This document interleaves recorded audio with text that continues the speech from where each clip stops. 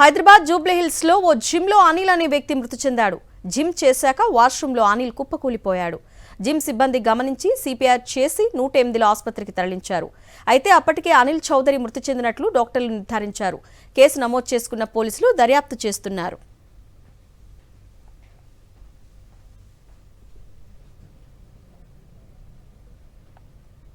మహబూబాబాద్ జిల్లాలో టమాటా రైతుల పరిస్థితి అధ్వాన్నంగా మారింది.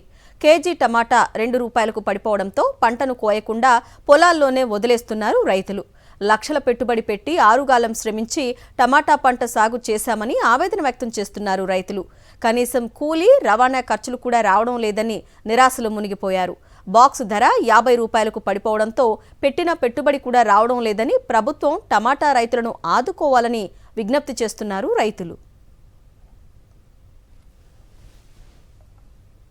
మంచిర్యాల జిల్లా చెన్నూరులోని మహాత్మా జ్యోతిబా పూలే గురుకుల పాఠశాలలో 9వ తరగతి చదువుతున్న విద్యార్థి పెద్దపోలు నాగవర్ధన్ కనిపించడం లేదంటూ తల్లిదండ్రులు ఆందోళన చేపట్టారు. నిన్న సాయంత్రం నుంచి పాఠశాలలో విద్యార్థి కనిపించకపోవడంతో పోలీసులకు ఫిర్యాదు చేశారు పాఠశాల యాజమాన్యం.